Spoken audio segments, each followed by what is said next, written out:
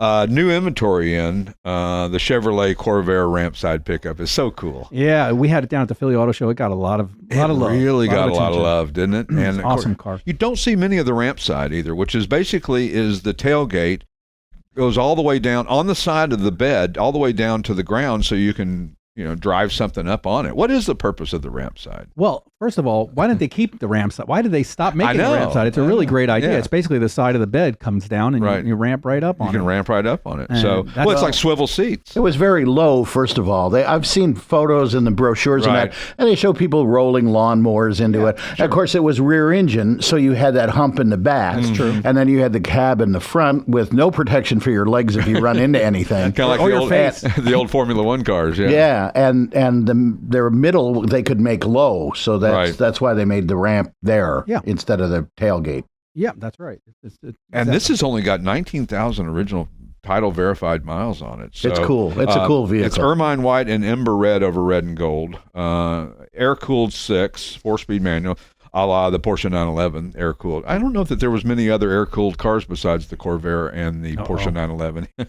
I don't know either. Open up. I'll find out when I start writing them, but podcast at classicautomall.com. Yeah, if you know the answer to that. Anyway, it's a really interesting vehicle, and the white and red are really striking on that car, or that vehicle. Yeah, it's almost like a patinaed pinstripe on the side. It's like you can definitely tell it was hand done. But it was done on purpose. Purposeful, yeah. Very purposeful. It's really cool. Not for any reason other than it just looked cool. And of course, Corvairs, are interesting little cars. I mean, the Corvair Monza Spyder with the turbocharged engine was like 150 horsepower, which was not nothing back in the day. That's right. And then they made a couple Yenkos, 11 Yenkos. The Stingers. The Stingers. That's right. Or Stanger. That's really cool. Did you stang me?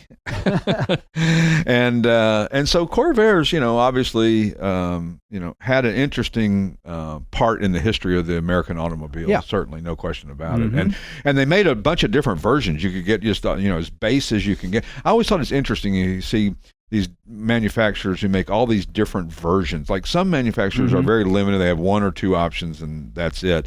And then you get these other guys. Like you think about the Jeep Grand Cherokee. You can get a 6-cylinder cloth base, and then it goes into all kinds of 18,000 different configurations, and an Overland and a Summit and a Hellcat and all the different things that you get. And got to be a nightmare going down the assembly line trying to figure out what part goes in where. Of course, that's why they have build sheets. That's why. Computerized now. Computerized build sheets. My first love affair with a car was a 65 Corvair that my aunt owned. Really? And she always said it was Aztec red, but I later learned it's Madeira red, which is kind of a maroon. Right. And I pined for that car. I knew I was getting it. Right. And she got so frustrated with it. It was a good car, but she got frustrated with it and sold it for $500 to her mechanic. Oh. And I never saw it again. Wow. But that was a bench seat dash shifter. Yeah. Where the Corsa is a bucket seat with a shifter in the middle. And so, really, and that's kind of hard to find. Like, I never see them as a bench seat. My dad had one back in the day, and probably 68 or 69.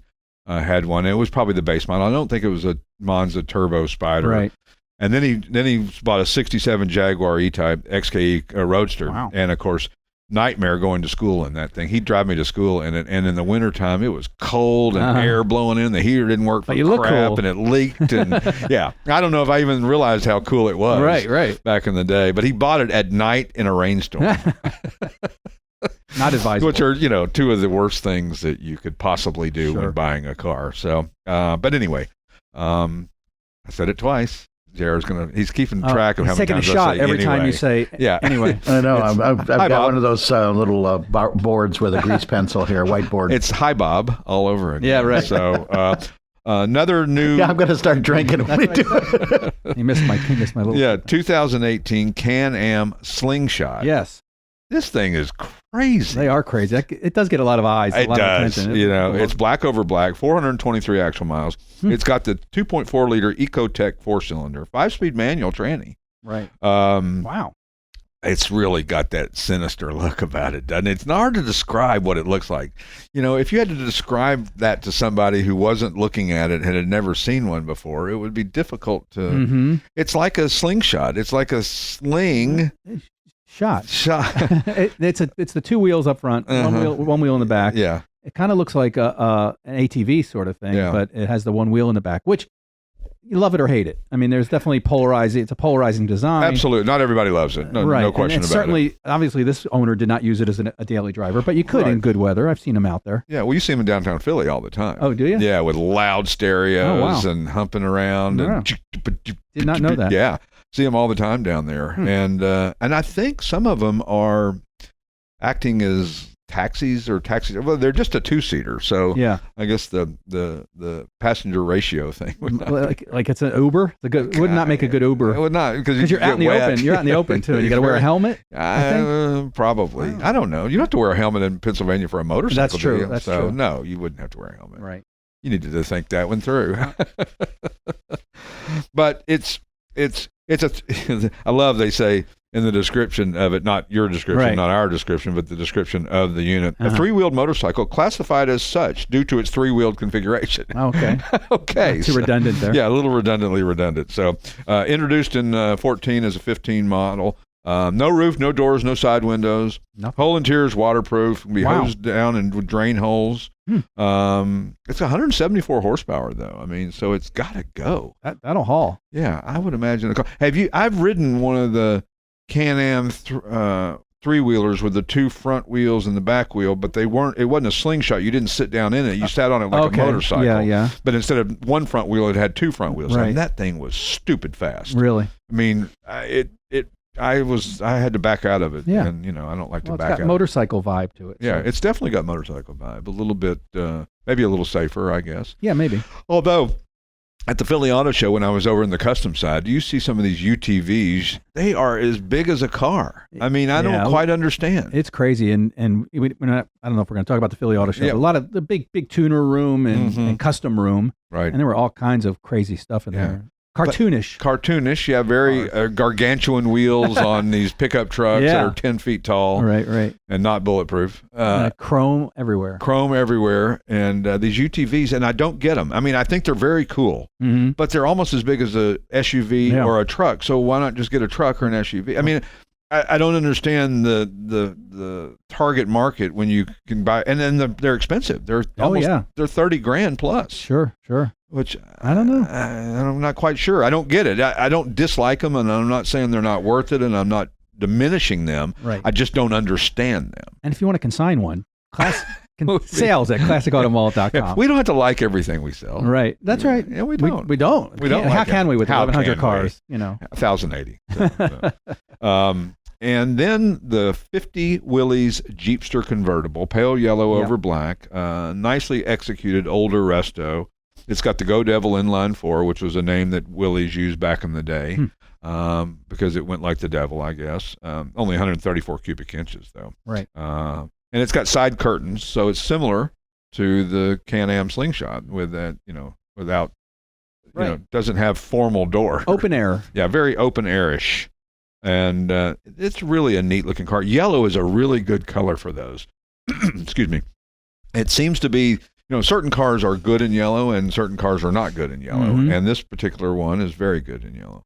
And then the 1997 Alfa Romeo 916 Spyder. Have you seen this thing? I have seen it. In fact, I met the guy at Radner's. Yeah. I'm not giving too much information away, but it was a very cool little car. He was there with the Porsche Club and stood out. It's a very interesting car. I don't even know how to pronounce the name of the color. It's Verde Acido, ACIDO, and it's this limey green color with white interior, 89,000 kilometers, 2-liter twin spark inline 4. 5-speed manual. It came from Holland. Okay. It was from a dealer in Holland, and of course it was comes fully inspected and full inspection history in Dutch, so you can do some translation. So, but that's okay. There's a handful of them in the United States, and I think there's even a club for them. So you're not alone. No, but I guarantee you, there's not many car shows you'd pull up to that you would even see another one. No, you won't. Question about it. That's even at a Radwood or a show like that, I don't think you would see one. But very interesting little car, and if you like different and unique, then it's certainly for you. And then last but not least, the 54 Nash Metropolitan hardtop, Caribbean blue, frost white over black and white, micro styling, just so cool. The designed by Pininfarina. Oh, is that right? Yeah. And Nash had a deal, I think, with Superman, the Superman TV show. Right. Because Lois Lane drove a little American. Right. And then there you'd see this Nash like this one in that show, too. The old 50s show. So if you get a chance, you can see these cars, and I got one more, but I'll talk about when we come back from the break. But if you get a chance to see these cars, go to or if you like to have a chance to see these cars, go to our website, classicautomall.com. We'll be back in a couple of minutes. Buying and selling via consignment is safe, easy, and secure. We advertise, sell, and ship worldwide. And if you'd like to know all the advantages of selling your car through consignment, the information's available on our website, or you can talk to a classic car specialist who can answer all your questions. Plus, you can easily search our inventory online at classicautomall.com. And to finish our new inventory, the 74 Chevrolet Laguna S3. If you don't know what these cars are, don't feel ashamed because there wasn't a whole lot of them out there, but they are cool. I love them. I think it's cool too. I think they're very cool. Antique white and dark red over black and white. 29,000 actual miles. 350 with a 350 turbo hydromatic automatic transmission. Build sheet and paperwork. They only made 15,792, which sounds like a lot in today's world. Right. Wasn't a lot back then, though. Nope. Not when they were making 100,000 Camaros. Banging them out. But you'd be another car that you'd probably be the only one at the car show with one of these. Really rare. And at one point in time, the other one was the Pontiac was the Can Am. With the hood scoop. Well, that was the Can Am. But there was a Grand Am that at one point in time was going to have the SD 455 in it in like 74 or 75. And it was actually even in the brochure that they were going to have motor in, and then they ended up not having it in it, but it was still in the brochure. That's cool. There's a great site, I can't think of the name of it. I'll have to find it and I'll tell us about it next week, with old brochures. And it's a guy from the Netherlands or something, but he's got cars, Pontiacs and Duesenbergs and Packards and Fords and Chevys and all the way back into the 20s and 30s and then all the way through the modern stuff. And it's interesting because if you have questions about a car, usually a good source is the manufacturer's brochure on the car, except for the example with the Can Am where it didn't have the Grand Am, where it didn't actually end up with the motor that they advertised. Right. So you could argue that, but they. The Laguna S3 is a rarely seen example. It's very cool. Probably would make an interesting resto mod. I'm surprised that you haven't seen a resto mod of those. And of course, it reminds me, the Laguna and the Can Am, or the Grand Am, I keep saying that, of the 2+2 Pontiac and the Aero Coupe Monte Carlo back in the day, which were specifically built for a reason, and they had a unique look about them. Looked very similar but different. Yeah. And at the time were pretty cool cars. I mean, we were talking about. I had something down here about that. It was only a 1-year body style too in the Grand Prix. Okay. Called the 2+2, and Chevy's version was the Monte Carlo Aero Coupe. And it was considered a muscle car, but it had 165 horsepower. So you did kind of like the Hurst Olds. Kind of like the Hurst Olds of the same period. Yeah. You've been listening to the Classic Auto Mall podcast with your host, Stuart Howden.